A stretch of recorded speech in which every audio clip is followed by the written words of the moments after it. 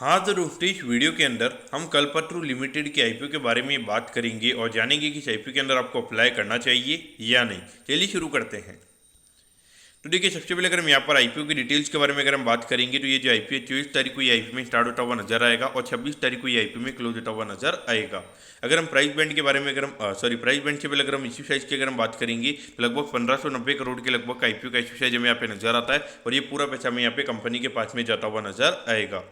अगर हम price band के बारे में अगर हम बात करेंगे तो 414 के कट ऑफ प्राइस पे कंपनी में शेयर देती हुई नजर आ रही है और लगभग 36 शेयर का लॉट है जो यहाँ पे कंपनी का नजर आता है, यानी कि एक लॉट को अप्लाई करने के लिए यहाँ पे 36 शेयर ये लॉट साइज के लिए यहाँ पर आपको अप्लाई करना पड़ेगा। अगर हम यहाँ पे फ्रेश इशू के बारे में अगर हम बात करें, यानी कि जो 1590 करोड़ में ये कंपनी रेज करती हुई नजर आ रही है, तो इसमें से लगभग 1200 करोड़ का ही हमें ये डेट रीपेमेंट ये कंपनी करती हुई नजर आएगी। तो अगर 1200 करोड़ का डेट अगर ये कंपनी रीपे करेगी तो वो वहाँ कहीं ना कहीं पोस्ट टैक्स अगर हम बात करेंगे लगभग 100 करोड़ से हमें यहाँ पे जो कंपनी का नेट प्रॉफिट का नंबर है वो हमें यहाँ पे बढ़ता हुआ नजर आ सकता है।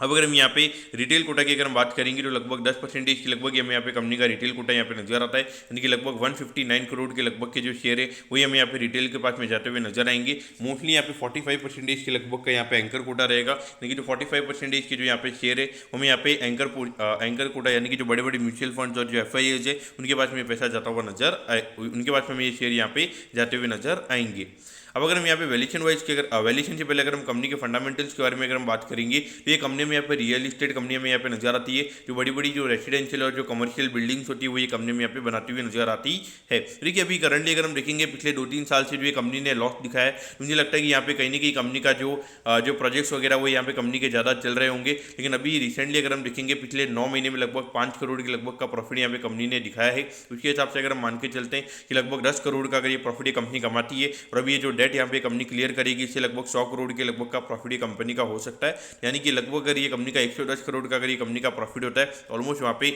वैल्यूएशन वाइज अगर हम बात करेंगे तो ऑलमोस्ट 78 टाइम्स के पी रेशियो पे कंपनी का आईपीओ में आता हुआ नजर आ रहा है। वैल्यूएशन वाइज अगर हम बात करेंगे तो डेफिनेटली थोड़ी कॉस्टली वैल्यूएशन पे कंपनी का आईपीओ आ रहा है। तो ऐसे सिनेरियो में अगर हम देखेंगे तो अगर सारे आईपीओ अगर यहाँ पे थोड़े प्रीमियम पे अगर हमें खुलते हुए नजर आते हैं तो ऐसा नहीं होगा कि ये कंपनी में नीचे खुलती हुई नजर आएगी। और इसके फ्री फ्लोट की भी अगर हम बात करेंगे तो बाजार में इसका फ्री फ्लोट भी कम है, लेकिन मुझे ऐसा नहीं लगता कि यहाँ पे जो ऑलमोस्ट 8,500 करोड़ का ये मार्केट कैप है, अगर ये कंपनी 10% के भी प्रीमियम पे अगर ये कंपनी खुलेगी वहाँ पे ऑलमोस्ट 800-850 करोड़ से हमें यहाँ पे ये कंपनी का मार्केट कैप बढ़ता हुआ नजर आएगा।